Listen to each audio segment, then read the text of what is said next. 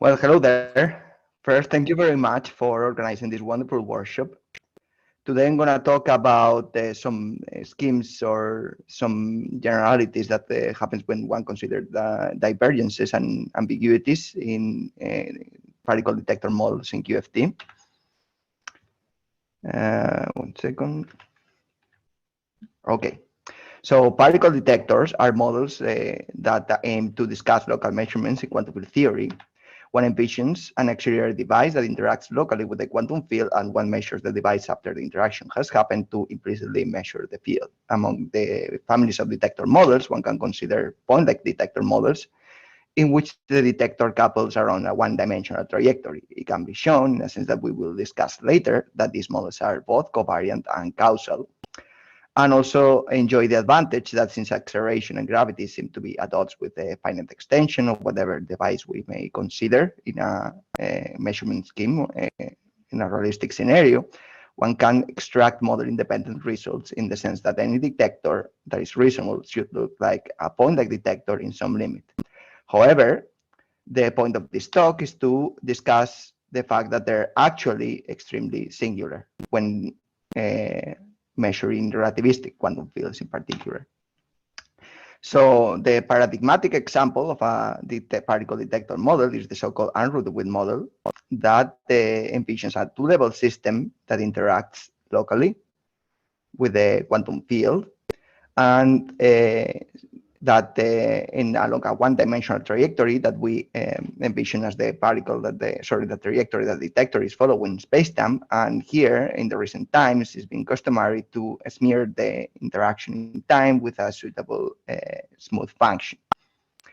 And the function should be compactly supported in order to be able to measure the detector after the interaction has happened. More generally, we can discuss a more general family of detector models in which we parameterize an interaction Hamiltonian in the interaction picture by a family of space-like surfaces that foliate spacetime, an overall spacetime smearing, and an operator value distribution that takes values on operators acting over the detector subsystem. We can recover the unrooted model by just substituting this operator value distribution as the embedding of the interact the monopole moment, and also imposing that this function is the point-like limit.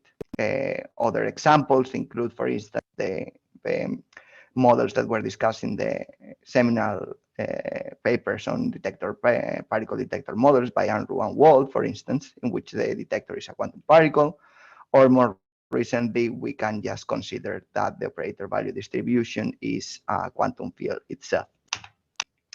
So among features of detector models that one can consider, as I was saying in the introduction, are causality and covariance. With causality, we mean that there's no superluminal signaling when considering an arrangement of different detectors at different points in spacetime or different regions.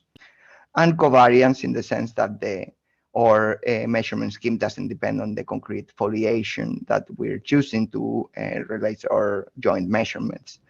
It can be shown, as we did in this paper here with Maria Papageorgiou and Eduardo Martin Martinez, that basically the idea is that one has to impose that the microcausality condition on the operator value distribution that is associated with the detector. This leaves three options. One can consider actually quantum field detectors, and in this reference with the more sophisticated methods that what I'm presenting here right now, they show that actually the locality, if the field is microcausal, obviously the one doesn't incur in problems with covariance and causality. One can take the trivial example in which there's no an actual time dependence or like a space-time dependence on the detector, and all the locality information is encoded in the space-time smearing function. And one can consider point-like interactions in the sense that the support of the interaction, there will be not ever two points that are space-like separated, and therefore this condition is trivially satisfied. So when we consider the reduced state of the detector after the interaction, we can write this as a CPTP map over the reduced state of the initial state of the detector. And we can perform scattering theory in the coupling constant. So if we take a closer look to the quadratic response in perturbation theory, which is going to be given by the order, the lambda square orders in the CPTP map, we see that the quadratic response can be decomposed in a Hamiltonian part, and what this thing that resembles a Lindblad form. Indeed, to see that this resembles a Lindblad form is you can see that basically this operator here that takes values in two copies of spacetime, it basically has this form of acting on both sides and then with an anti-commutator. And we also have the diffusive part that is what I would call from here on the lamp shift, which is given by this operator value distribution over the detector, if you want. We observe that in this expression, there are like this theta function, these one-on functions, and in particular, if we take the pointlike limit, we will have also distributions in the smearing functions, which means that we have to deal with products of distributions. It is a common slogan when one deals with the distribution theory that in general, for two distributions, the product is not always well defined itself as a distribution, although there are some examples in which one can actually do this. First, if the singular supports are disjoint, it is clear that one can do this expression of this, for instance, construct expressions of this type. For instance, if one considers different factors in a tensor product, for instance, the delta of x and delta of y as a function, distributions over R2 are just equal to the delta function at the origin. So in general, one can generalize these notions by constructing a product defined through the Fourier transform. If we consider a function that is smooth and compactly supported, these two distributions can be multiplied by this function and they will give rise to compactly supported distributions. It is a general result that the Fourier transform of a compactly supported distribution is a C infinity function that is also polynomially bounded as k, where k is the arguments of the Fourier transform grow in magnitude. So we ask whether the convolution of these two functions exists and is polynomially bounded for all compactly supported and smooth functions, and if so, we just define the product basically through the Fourier transform by applying the Fourier transform to this convolution in a distributional sense. So how can we make sense of this, or how can we impose conditions overall for two distributions to be multiplied without having a concrete choice of this localization in mind? Well, that comes through this concept that has been discussed many times in this conference of wavefront sets. The idea is that distributions are not only singular points, but they're also singular along directions. The wavefront set of a distribution is the complement set of all points and all points in the Fourier space, such that there is a function that is different from zero at that point, and such that the Fourier transform decays faster than Elgin polynomial in an open cone and that case. So basically, this is telling us the directions in which the Fourier transform of the localized distribution is singular or not bounded. So for instance, the wavefront set of a delta distribution is the only singular point that is zero and all directions, because the Fourier transform of the delta function is a constant. So if a point of the form x0 doesn't belong to this direct sum of sets, which includes all the intersection of all the singular points of the distributions, and the sum of all the Fourier components doesn't contain, as I was saying, this point with a zero. Basically, you don't have two directions that go unboundedly in opposite directions. The distributions can be multiplied by the prescription given above. In quantum field theory, we have a nice analysis we have been seeing in this conference of wavefront sets of the distributions that commonly appear. For instance, the commutator distribution has a wavefront set overall in for like quantum fields defined over globally hyperbolic spacetimes, such that Two points belong to the wavefront set if they're related by like geodesic, and also in like directions in a general sense in curved spacetimes, although in flat spacetime it's very clear what that means. The Hadamard condition, sorry, basically says that the two-point function of the field abides to, or basically its wavefront set is contained in some sense in the future component of the wavefront set of the commutator distribution. So what other distributions enter the game here when we are calculating the response of a point-like detector? Well, first, most importantly, there is the way we take pullbacks of distributions. That is by multiplying by the distribution that takes integrates the function over spacetime along a time-like trajectory. It can be shown that the wavefront set of this distribution basically is all the points that are contained in the trajectory and along directions that are transverse to the trajectory, which in particular means that space-like directions. The time order that I'm just denoting here because it can be constructed through the theta, Heaviside theta distribution, evaluated along this sort of embedding over the global time function that we're defining for our scheme, basically contains points that they are both belonging to the same space-like surface and directions that are normal to the space-like surface. In particular, that means that they're time-like directions. This means that some products exist in this scheme. In particular, we can take the pullback of the time ordering, and that just gives the time ordering along the trajectory, because there's no never parallel components in the wavefront set. Also, the causal propagators and the Feynman propagators can be built up with the help of the time ordering, because they're like direction, because the Wyman function will diverge along like directions, whereas the time ordering will diverge along time-like directions, and same happens with the pullback of the Wyman function.